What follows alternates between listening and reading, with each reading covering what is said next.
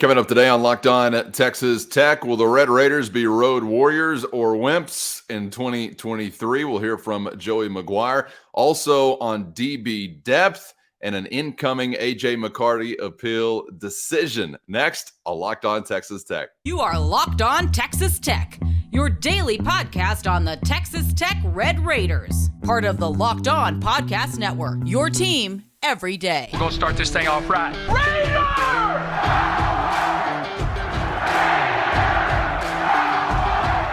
Everything runs through Lubbock.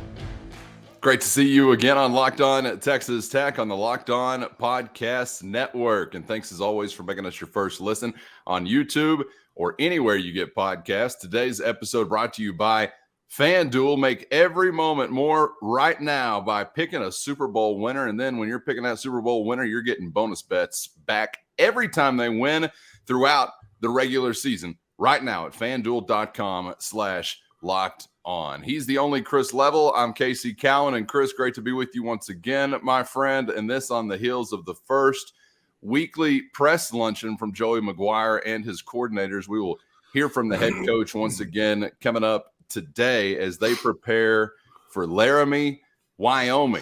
We're going to get to a conversation we touched on yesterday regarding the depth chart and defensive backs and who in reality he expects to see on the field, what amount of snaps. We'll also get to an update we're expecting to have today. I'm not sure when it'll be coming to pass. I know you'll probably be discussing it tonight on the Joey McGuire radio show regarding the Baylor transfer, A.J. McCarty, and 2023 eligibility. And then we'll also get some thoughts from Coach McGuire on the clock changes as far as the rules are concerned. A little bit to take in through one weekend, obviously going to be a challenge to a degree to get used to whenever you are actually up at the line and ready to roll. So we'll get to that and much, much more. But first, let's begin, Chris, away from the LBK and on the road, where last year it was mostly unkind to Texas Tech. You had some of your better moments towards the end of the season, but was not all that successful of a place for the Red Raiders a year ago. A lot of success at home, not the same experience away. And since game one is not in Lubbock, Texas, America, it's something obviously on the mind of Joey McGuire. You know, whenever you talk about first games and being on the road, something that we've got to learn from. We finished the season, you know, at Iowa State winning, and then we won on the road in the bowl game, but we weren't great on the road last year. And so it gives this team a chance to really learn from last year and get ready to go this year. But playing a quality opponent, you know, you get to find out about yourself. And so we can't wait to get there, actually going out a day early, so we can't wait to get to Wyoming. And actually, not just any road experience, I guess, Chris. I'm not sure that it's going to Morgantown, West Virginia, but you do have a bit of a hop, skip, and then a jump as you'll make a pit stop in Colorado before actually getting to Wyoming. So maybe some good practice for later on in the year. Yeah, you know, I think there was a lot of thought put into this upcoming road trip. Obviously, this is a unique kind of non-conference game anyways. You know, this is a game that I think actually – you know, I think I have this right. I think Wyoming was actually supposed to come here during the COVID year, and there was some adjustments made to this home and home, you know, series. And so I think they just decided to keep this game because, you know, most of the time the Power 5 team, they're going to get the home game first. But I don't think Wyoming comes to Lubbock until it's like 27 or 28 maybe. But yeah, you're going out to Laramie this weekend. But yeah, you're going to stay in Fort Collins, which is what. I was talking to longtime broadcast, John Harris the other day, and we were talking through it because we've been doing this together for 15 years now. We don't ever stay, or the team doesn't ever stay in the city that you play in. It doesn't exist, and this is no different. Fort Collins is about 45 minutes away. But yeah, road trip, and I think that Joey wants to get his guys used to the altitude. I think they're going to practice Friday morning in that altitude. And I think there's actually, he touched on this early in the week, that there's a few of his strength coaches that are new to the staff that actually spent some time at Wyoming a couple of years ago. And there's a few different things that they can do to, I think, help adjust his kids to the altitude. But yeah, you know, Calvin, you go back to last year, and this is a different year. It's a different season. It's a different year. the variables are a bit different. You're a year older and all that, but the road record last year was not good, and it's something that I think Joey is highlighted a bit, and he's been, I think it sticks in his craw a little bit. Now, granted, you ended up winning the one true road game at Iowa State. You ended up winning another game on a neutral field, the bowl game, and all that. So, and then let's just think about it. You lose to Kansas State, who wins the Big 12 and plays in a Big 6 bowl against Bama on New Year's Day or whatever it was.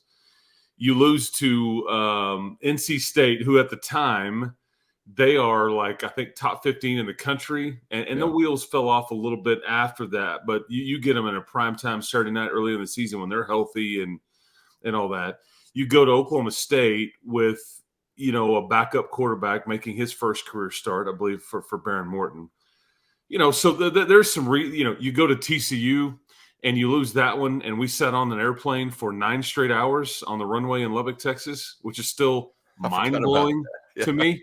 It's literally like criminal. I can't believe that happened and all that, but it was the most helpless feeling. And so Horned Frog in the control tower that day, Horned Frog on the flight deck. I think Joey was about ready to claim that the folks in purple had something to do with that. Yeah, but and they ended up playing for the national championship. Okay, so you've got there was 4 of your road games, and you won another one, and obviously the Iowa State game. So there's some reasons why you lost them, but you start out 0-1 on the road this season, and you're going to be the talk of the sport next week, and for the wrong reasons, unfortunately. Yes. That's just kind of the way it goes. That comes with the hype that you've gotten. That comes with the dark horse talk that you've gotten. That just comes with the territory.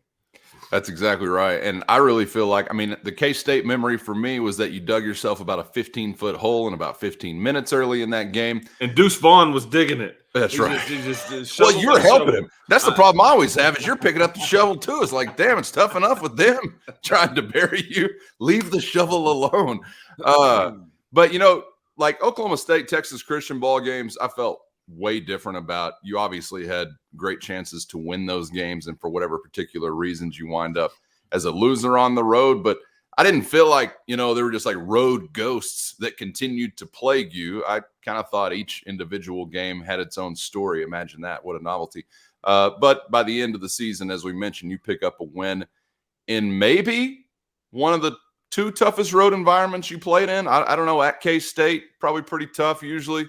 But cold weather in Ames, Iowa, that has not been friendly to Texas Tech for a long time. So you somewhat got that chilled monkey off of your back. But Chris, when you look back at some teams that have had success on the road, just as we wrap up this part of the conversation, what's something that sticks out to you that you think makes for a good road team? Is it just old guys that have done it a lot before? Or what do you feel like is a characteristic you're going to find with a team that gets some wins away from home? Yeah, I think maturity definitely factors in there. I think fast starts also. I think are a component to where, because a lot of times, man, you'll go on the road and you just get popped in the mouth, and then sometimes the bad ones just don't recover. Yeah, you kind of are wobbly and you just never really get it back. And then there's some times where really good teams, they'll take the initial onslaught and then they kind of, settle in and wear them out. But I think those are 2 key things is, man, you got to start well. And I think it's funny because I don't know how much football you watched this past weekend, but not a lot of great football played in week 0. Not a lot of easy on the eyes type football. Like USC, this really good team that couldn't stop anybody. Notre Dame was a bit of a grind, and they ended up kind of rolling on Navy. But there was just most of the games that were on, and there wasn't a ton of them, but it was a bit of a, disjointed at times and all those things. And I think that's what Joey ultimately wants for his team this year to start out the season is we don't have to play great football out of the gate, but let's just try to play good football. Let's play smooth football if we can. Let's eliminate some of this knuckleheadedness, that plagues a lot of teams with the pre-snap penalties and all those things. And again, I'm saying what almost every coach in the country would be saying, and it's unrealistic to come out of the gate just a well-oiled machine, but it doesn't keep him from wanting it or talking to his people about it. We'll get back to Red Raider head coach Joey McGuire coming up next. I want to get to something that we touched on yesterday, which was maybe the most fascinating part of the initial depth chart that was released, and that was the hierarchy, seemingly. I should use air quotes, I guess, when I use that word. At cornerback, we'll talk about Malik Dunlap, Rashad Williams, and Braylon Lux, who we are as anxious to see in action maybe as anybody that is new to the scene here in Lubbock. We'll get to that coming up next on Locked On Texas Tech.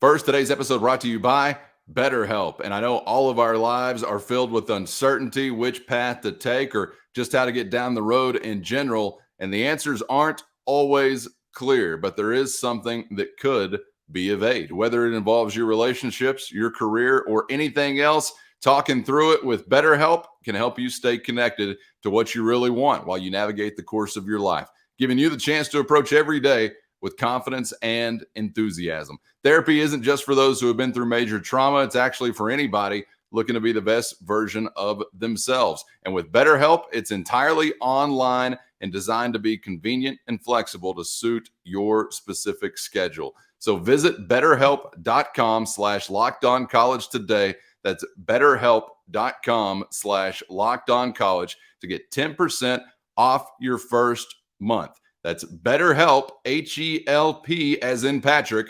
betterhelp.com/lockedoncollege. Head there today, get 10% off your first month, and get busy charting your life's course with BetterHelp.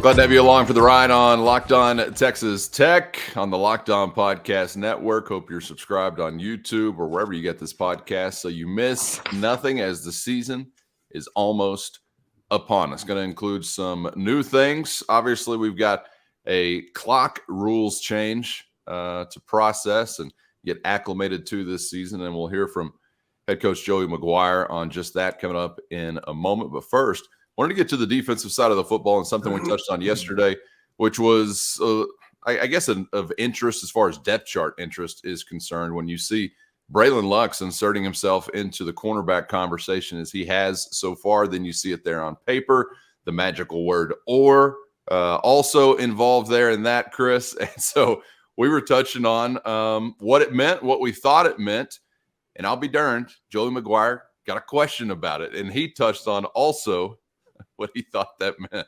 You know, it probably should say like Rashad, Malik, and Lux and put "or" because I don't care who's out there between those three guys. I mean, Jalen Peoples has had a really good camp, and so I feel really, really good about him as that being our 4 deep. But we really don't. Like whenever it comes to those three, whoever's out there, whoever Marcel, somebody's got to start. You know, but I would say those 3 corners are going to play as much when you get to the end of the game and at the end of the year. I bet they have very similar snap counts because, one, you're talking about a corner before he got hurt last year was one of the highest graded corners in the nation, Pro Football Focus-wise with Lux. And Malik at different times early in camp was banged up. He had an ankle sprain, and, he's getting fully back and, has looked really good and is going to have a great week of practice. But with those 3 guys, I mean, I know somebody's got to start, but it's like, I don't care who's out there with those 3. I feel really, really comfortable with those 3 guys out on the field. The depth chart is much like a top 25 poll. Some are drawn to it. Some, like us, will discuss. Some will really pull and glean as much info as they can out of it, but it's kind of meaningless, because, and by the time Saturday night gets here, I mean, Braylon Lux could be, he could be, I guess there was the "or" there, so it wouldn't have mattered, but yeah, I just think it's fluid. I think that a lot of times, not in this case, but a lot of times you're just saying hello to a player, like, hey, man, trying to motivate you here. Like, look how you're listed. The point still stands. 3 corners, 3 guys that can start. And I will tell you, if you get the good word on AJ McCarty, and I want to maintain. This seems unlikely. I think it's a major win if you get good news. He's practiced all August. If he were to get cleared, and you knew that before this depth chart was released, he's in a spot with an or next to his name, and he could be a starter at corner or one of the safety spots. I mean, that's how good he is. So it's really going to be depth on depth on depth if you get the good word here, because he can start at corner. He can start at one of the safety spots. He could start at, at one of those at the star position, top possibly. So, but I just feel like that's unlikely based on the way that the things have gone and all that stuff. But keep an eye on that. But yeah, you've got some depth at corner, and you're better off now than you were even when you Kobe Minor was here, and that felt like that one stung. When he left, but I think you've ably replaced him and actually improved. Yeah, Coach McGuire mentioned in his press conference that he's anticipating word on AJ McCarty today, if today is Tuesday for you. So we'll see what comes to pass here today. But I just wanted to ask you, and it sounds like, the feeling hasn't changed, because you weren't optimistic last time we talked about it, maybe, 2 weeks ago or so. So it sounds like maybe nothing changing as far as like, oh, here's maybe a pleasant surprise coming, but you never know until it actually does come to pass, I guess. You're right.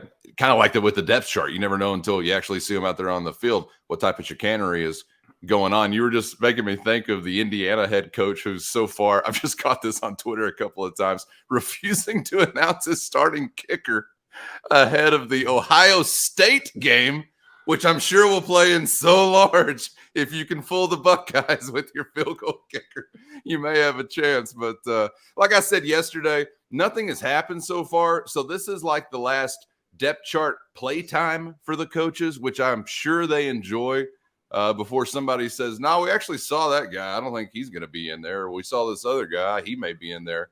We'll have a better idea in weeks to follow, once games have been played. But, yeah, be on the lookout here today for news regarding AJ McCarty, and we'll just keep our fingers crossed, I guess, for good things until we get there. But you're right, man. The depth is almost feeling luxurious in a way that I didn't really anticipate, even without McCarty, but much less if he was going to be in the mix. I think this is largely overplayed in the industry, and I get it. I can't say how I would operate if I was in one of these positions, but the secrecy. You know who has open practices all the time, and that you can show up to any time you want, and nobody cares. I don't know what the rules are if you're not allowed to film it. I don't know, whatever. But the Kansas City Chiefs, they have open practices all the time, and throughout the season, I think that's pretty standard, and I think that it's working fine for them. I just think if you have better players and you execute, but some of this, and again, it's not me on the line. It's not my job on the line. It's not, I can't pretend to know how I would do it, but I just think some of the shrouded in secrecy or the gamesmanship played is just silly. Yeah, and I guess maybe I should embrace it, because that's what kind of makes college football fun. I guess. I do think, I'm thinking, as you said, if you're in their shoes, if I'm in their shoes, I may just not tell you anything because I don't want to tell you anything. Who cares? I see that it irritates you, and I enjoy that. So I just want to tell you for that reason. But there's all kinds of reasons. But yes, and it really came to me. It became clear, I think, or resonated more with me during the Kingsbury era, where it was like Fort Knox and you stunk. And I'm thinking, where's the advantage in the secrecy? Not that we need to be prying in, but look, football is still a game of 11 men versus 11 men trying to move guys off of their spot on a piece of property. That's it.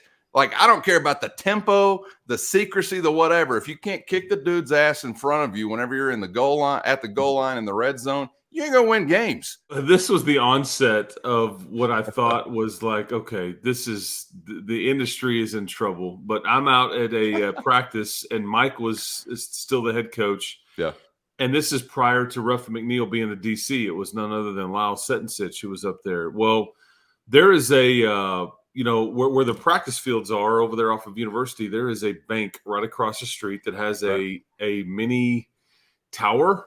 It's not a tower. It's a 2-story kind of, similar to what's on campus, but there's a window in it and there's a little staircase that gets up to the second floor. Anyways, well, Coach Setensich is on one of these, fall camp practices. He's absolutely convinced that somebody is up in that tower and they've got eyeballs on you and you're pulling away all the trade secrets. So Mike's like, Mike gets some poor manager over there. Hey, come here. And he's like, go up there in that tower, make sure nobody's up there, will you? And I'm like, there was nobody up there. And then I think Coach Sensich was like, yeah, well, they probably saw us coming. They probably already left. Right. I'm just thinking, like, I don't care, who was watching some versions of that defense. Didn't really matter. No. I mean, it's just in the country. But it's just like if you're really good at what you do, because Nebraska, when Nebraska used to run that option, gentlemen, we are running right. Here we go. Okay, so I'm just letting you know. And guess what? They'd run right for about 17 yards whenever they wanted to. That's I mean, right. It didn't. So, anyways, I'll let you know. Here's a little historical tidbit. I was working at that bank at that time, and we were actually told second floor was off limits, no movement, because those office space. It was a brand new building. The office spaces. Are you making this up? No, I'm not making this up. The office spaces had not even been filled on the second floor yet. They weren't leased out. There's nobody in them. And so there was this complaint from Mike Leach. Right? It was a Citibank, yes. Yep, that's right. There was a complaint that like there was movement up there or something, or just the story you're telling. So we were told if anybody is up there moving around, stop it. Stay on the first floor. So yeah, it was me, Coach. I was up there with the binoculars. I was just trying to figure out some ideas myself to help you boys out. I think we were dead last in defense in the nation at that time, but I couldn't come up with anything either. Okay. We're almost done, which means another day out of the way and one day closer to football, but not yet. Let's get to something that maybe we haven't considered so far this offseason, because I don't know if there's really a chance to consider it much until it hits you in the face. Some rule changes as it relates to college football clock keeping. We'll hear from Coach McGuire on that next on Locked On Texas Tech.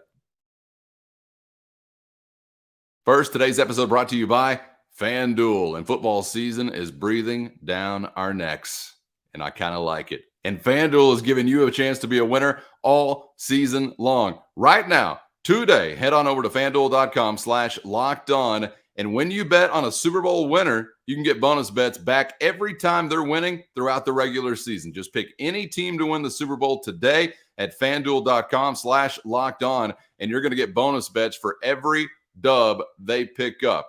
Download the app through the App Store. Safe, secure, easy to use, or head to FanDuel.com/lockedon to get started. And then you can throw those bonus bets at over-unders, player props, spreads, and much, much more. And, of course, when you're a winner with FanDuel, you're getting paid instantly. Just one of many reasons why FanDuel is America's #1 sportsbook. So visit FanDuel.com/lockedon and start earning bonus bets right now with America's #1 sportsbook and the official sportsbook of Locked On at FanDuel.com/lockedon.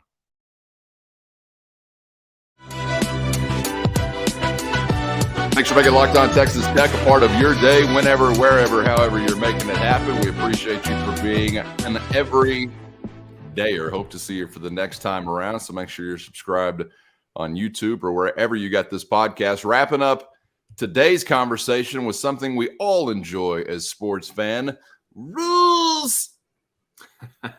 And we've got to change. It's been so long, I kind of forget why we're even doing this. But we got to change with clock keeping now in college football. No more stoppage after a first down. If you watched any football over this week 0 weekend, you may have seen some of this playing out to the tune of more commercials, which I know is exactly what we were all after. But as for the team impact, let's take a listen again to Coach McGuire on this adjustment. If you look at like La Tech averaged 74 plays last year, and they ran 84 plays this year. And so you can say, well, Notre Dame was down. Yeah, but they played Navy. And so you're going to be down playing Navy. And so really, if you look, the numbers did not change the way I think people think they would. Now, it's going to be interesting because now you're going to have a full slate of games, and we'll do that study every single week. But we're planning on going fast. That's who we are, and we don't necessarily think, I mean, if it's 7 plays maybe, but it might be even less, just because looking at the numbers over this last week, it really shows, and you have to take into account who you were playing and where you are in the game. But I think we had 10 games that we did that we felt like were games to look at, and it was really half of them had more numbers and half of them had less numbers. Like Vanderbilt, I think they had like 2 less plays than what their average was last year. And so it's going to be interesting, really, because at the end of the deal, it's really how fast they get the marker there, because we're going to go. If we hit that first down, or if we have a play that's going to be a big play, or we think we need a tempo, if they get that marker set, then we're going. So it's really up to the officials how fast they can get in their positions, because they don't have to have the chains ready. They just have the marker set for the down and distance, so wherever that first down is, we're rolling. The goal wasn't to drastically change the way that the game was played. I think that the goal was a subtle change to try to figure out a way to maybe trim the overall game time just a bit. Different things that you're trying to do, like, they've gone in and said, hey, okay, we're not going to stop the clock on these first downs. I think, though, that is going to trim it just a bit, but like, hey, you can't call back-to-back timeouts. Just stuff like that I think it's trying to keep the game within the TV window. I do. I think, and we've seen baseball go to this with the pitch clocks and things like that, which it took a while for everybody to adjust to that. But I think the games have been much more efficient and fit into their TV windows. But that's kind of the idea here, and we'll see how much of an effect it ultimately has. There will be overall less plays in these games, but is it 2 less plays or 15? I think that's what remains to be seen. And I think what Joey is saying, jury's still out. We don't really have enough to gauge it on yet. And again, some of the games are going to be dictated by, because like this game this weekend that you're playing, this is going to be kind of like what he's saying about Notre Dame playing Navy. I mean, this is kind of how Wyoming wants to play football. And this is a team that's like 120 something in the passing offense last year. They don't really look to score and be explosive. They just want to lean on the ball and sit on it and then go play really good defense. It's largely by design. So keep that in mind as it relates just to this weekend, because the Oregon Texas Tech game, I'm guessing that both teams may throw that ball a bit around the field there, and so maybe we'll get a bit of a different view of this thing then. But you don't put billboards up for a guy that's going to hand it off 35 times. No, you do when not. Bo Nix comes to town. Yeah, college football bureaucrats got us again. What do we get? Fewer game time within the same television window. What does that translate to? Another Downy ad. So thankfully that we've got this worked into the television product. But we'll see. And, at the end of the day, I can bitch and moan about some more commercials, but I'm wondering, here or there, how does it impact your team? Hopefully the preparation has been in place and taking root for the good guys in red and black, and you won't see them adversely affected by a tweak. Something that's been in place for a long, long, long time, no longer. So we'll see how we all take to it.